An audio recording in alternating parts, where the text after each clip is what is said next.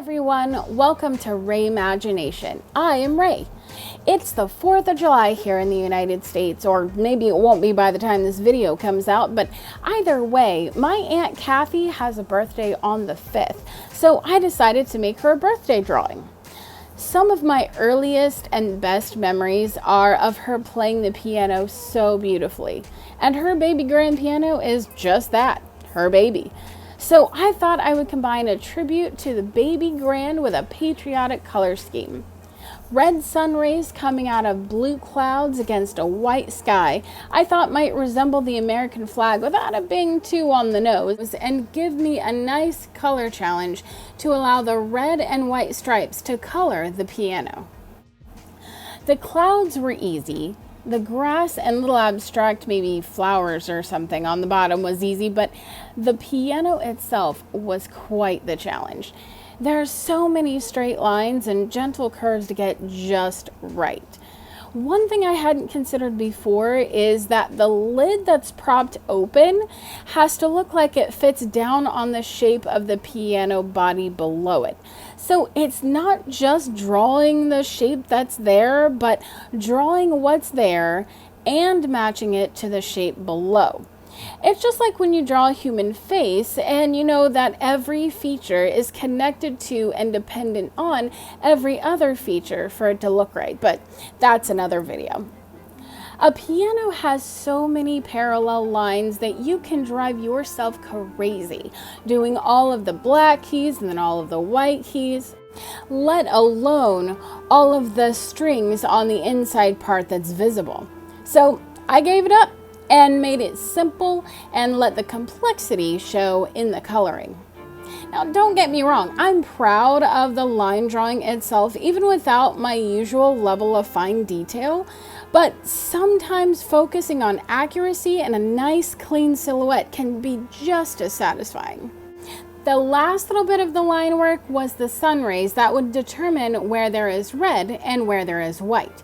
I had to get the spacing of the rays just right to make the red and white balanced as it is in the flag, while still making it look random, like the real thing. And before you know it, my line work is done.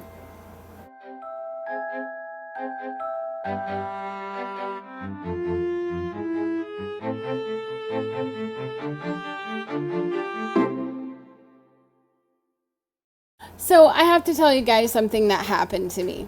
A little while ago, I got a new pack of Ohuhu markers, and as you can see, there are a bunch of them, and in no particular order. I swatched them out of my sketchbook, and it was a long and tedious process to get them all into color groups and put down little swatches of color and label them as to which color it is, but it was worth it to get a sense of the true colors of the markers.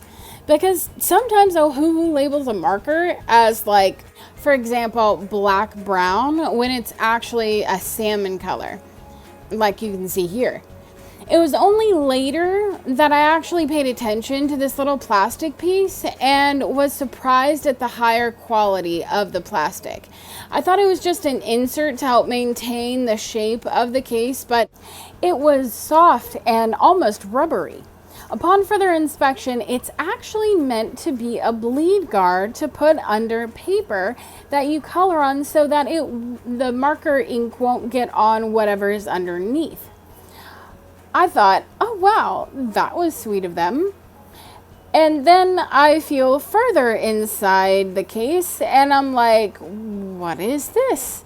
And I find pre-labeled swatch cards. I felt so dumb. I could have saved myself all the trouble if I had just used them in the first place. If I had actually taken the time to check out everything that was in there and use those swatch cards.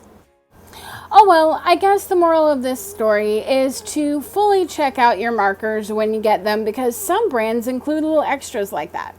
So now let's put these new markers to the test, because it is time for color.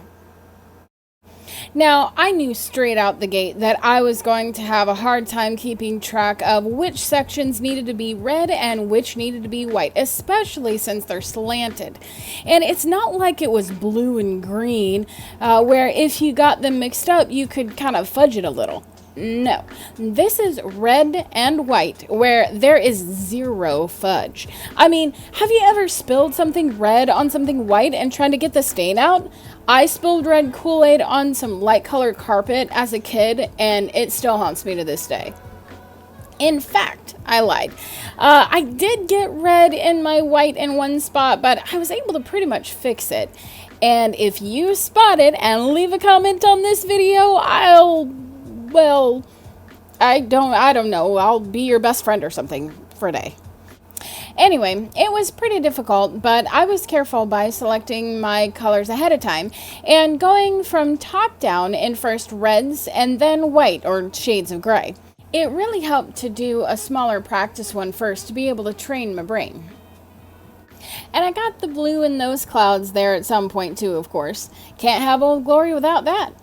I polished it off with some white and metallic gel pen accents and reinforcing the line work. And I was originally going to do a metallic gold or silver border where the tape was, but when I took off the tape, I kind of liked how it looked, like a watercolor painting or something, so I just signed it and done. Oh, I love that. It's a picture of my piano.